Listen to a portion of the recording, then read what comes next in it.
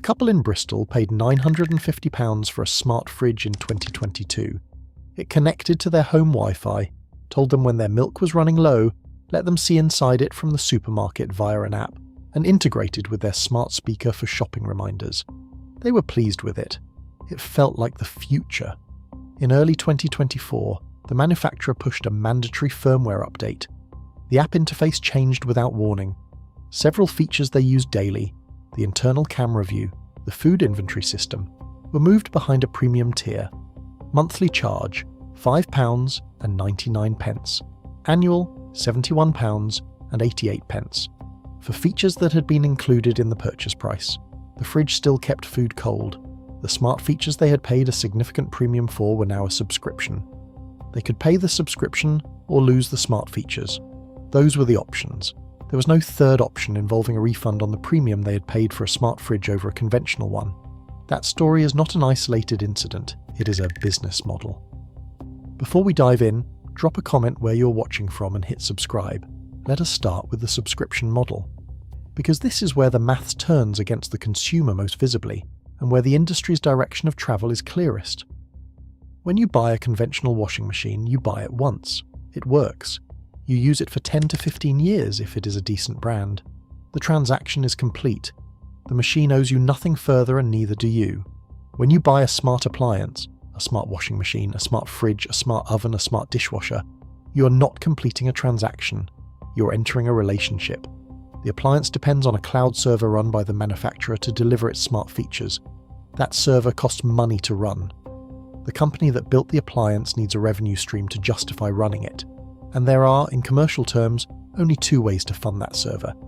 Either the initial purchase price is high enough to cover the server cost for the expected lifetime of the appliance, or the consumer is charged again, through a subscription, through a feature tier, or through a data arrangement where the manufacturer monetizes the information the appliance collects about your household. The initial purchase price model is increasingly being abandoned because it does not serve the manufacturer's long-term financial interests. A one-time payment funds the server for a finite period. A subscription funds the server indefinitely and builds the company's recurring revenue base, which is what stock market investors reward. So we are watching, across the smart appliance industry, a deliberate and accelerating shift from products you own to services you rent. The appliance sits in your kitchen. The functionality you paid for sits in a server room you have no relationship with, in a country you may not be aware of, controlled by a company that can change its commercial terms at any time. And British consumers are starting to notice. The pattern is clear and consistent. In July 2025, Norwegian smart home manufacturer Future Home announced that features included with its smart hub, central control, automations, modes and shortcuts, were now locked behind an annual subscription of over £100. The announcement arrived without warning. Existing customers who had paid a one-time fee years earlier were told they could pay again or lose core functionality. In October 2025, Logitech announced it was ending its Pop Smart button system entirely, giving owners a 15% discount code as compensation for hardware that would completely stop working on October 15th. Not reduced functionality, complete cessation. A voucher for the company that just bricked your kit. Hive, one of the most prominent UK smart home brands, discontinued its View cameras, Home Shield security system, and leak detection products.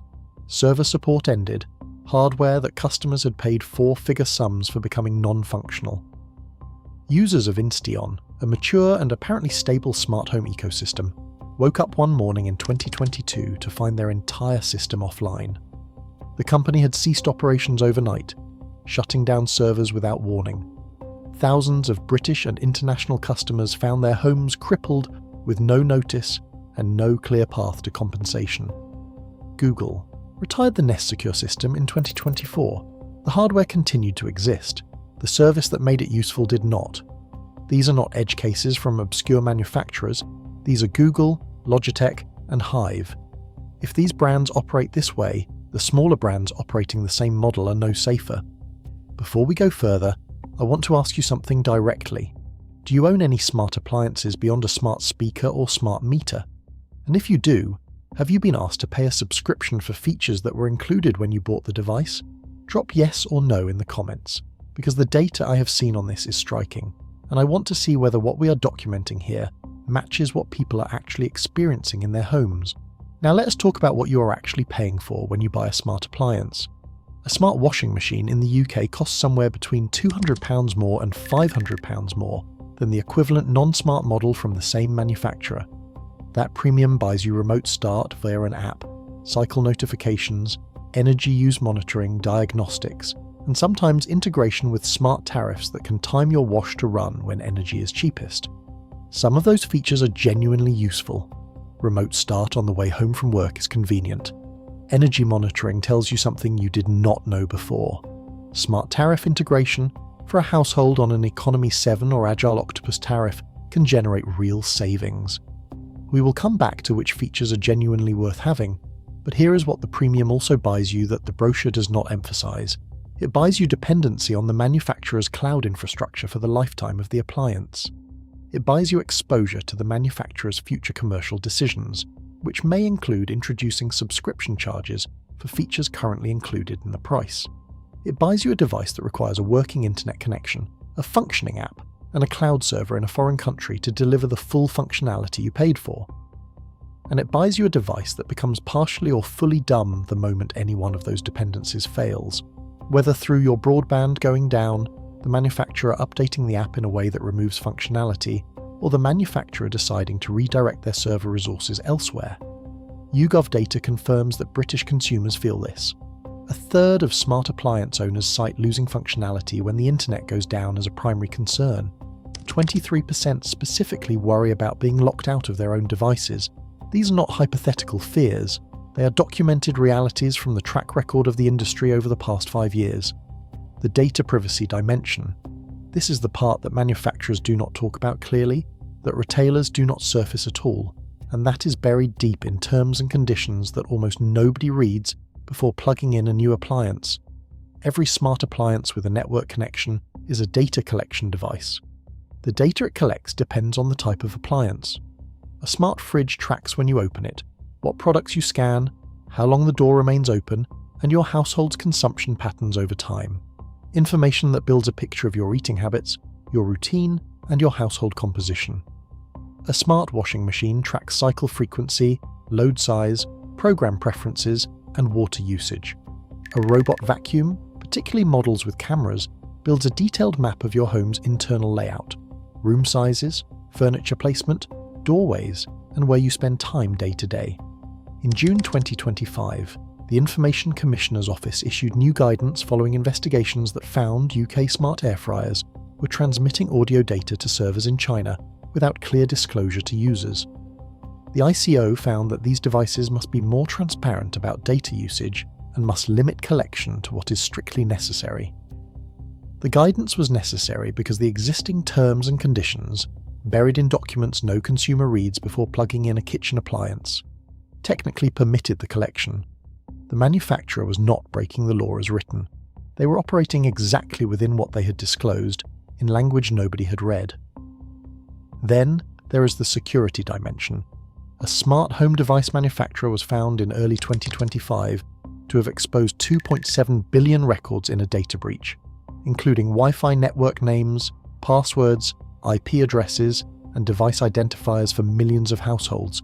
That breach affected real British homes. The data, once exposed, cannot be unexposed. The manufacturer's response was a statement.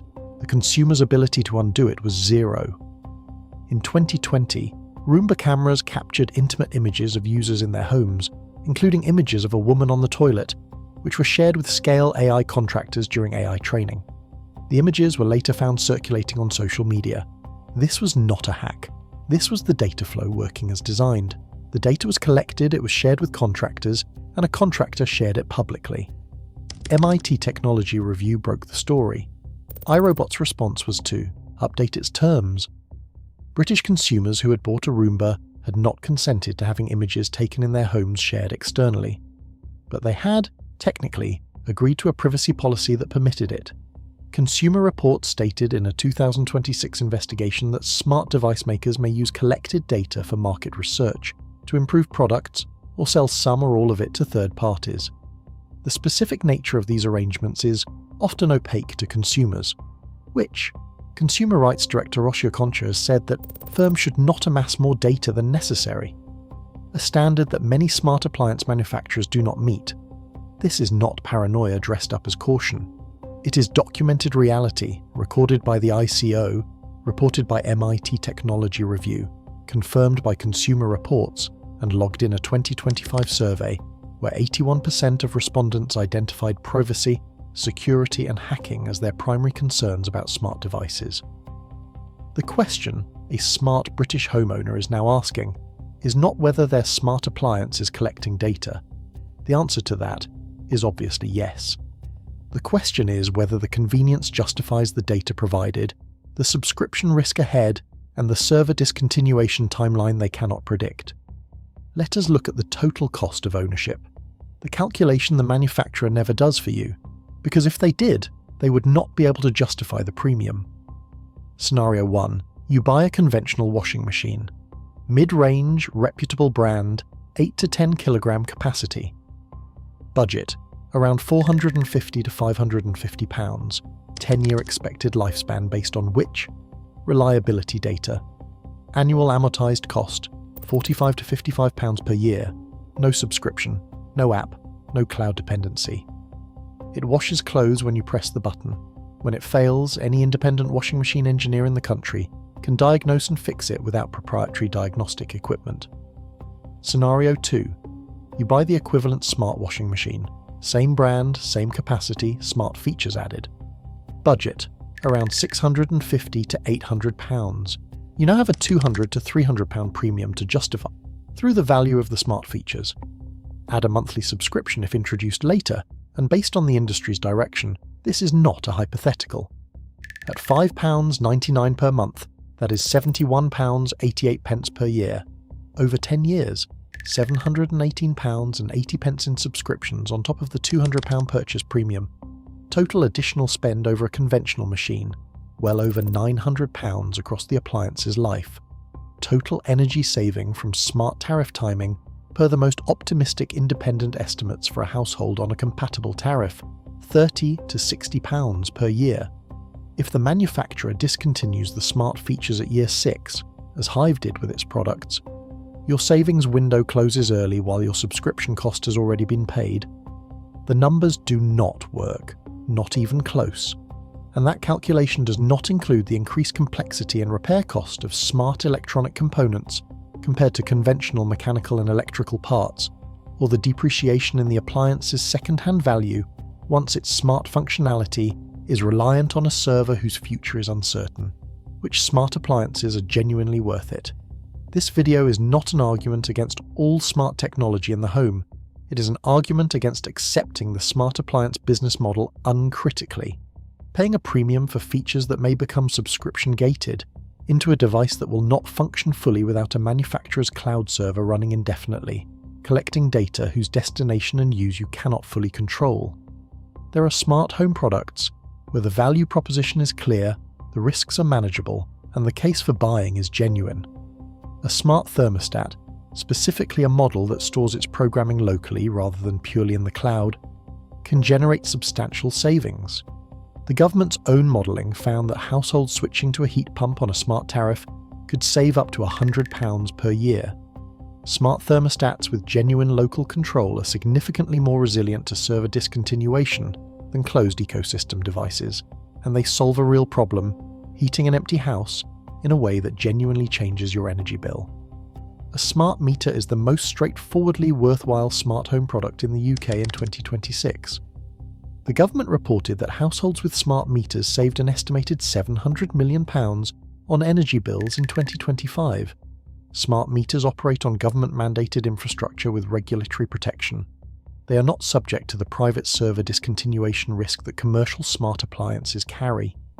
Smart lighting on open platforms like Zigbee or Z-Wave, platforms that allow local control without dependency on a manufacturer's cloud, remains useful and functional even if the original manufacturer exits the market. Local control is the key.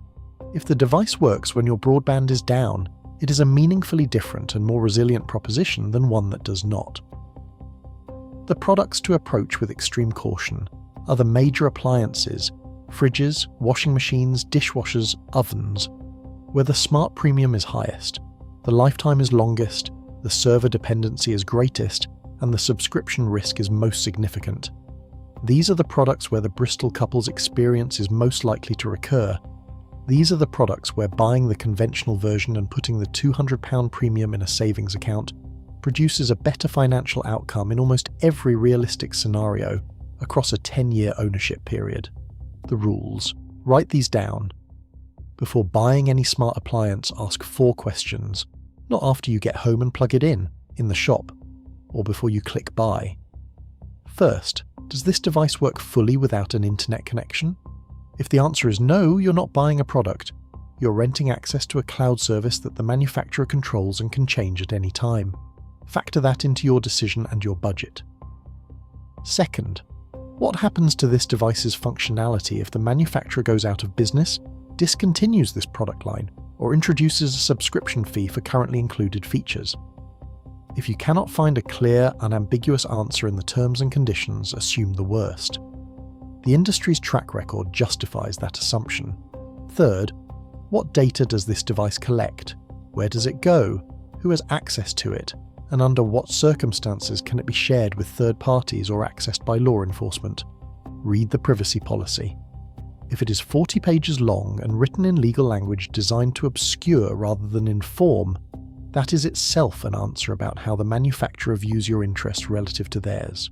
Fourth, is the conventional version of this appliance capable of doing the job I actually need done? A washing machine that washes clothes reliably for 15 years and costs £300 less than its smart equivalent is not an inferior product. It is, by most financial and practical measures that matter to a British household in 2026, a superior one. The smart British homeowner is not the one who buys the most connected home. They are the one who understands what connectivity costs, what it risks, and what it actually delivers, and makes the decision accordingly. If this video saved you a subscription you did not know you were signing up for, subscribe now and share it with anyone about to pay a premium for smart features on a major appliance. The subscription is the product,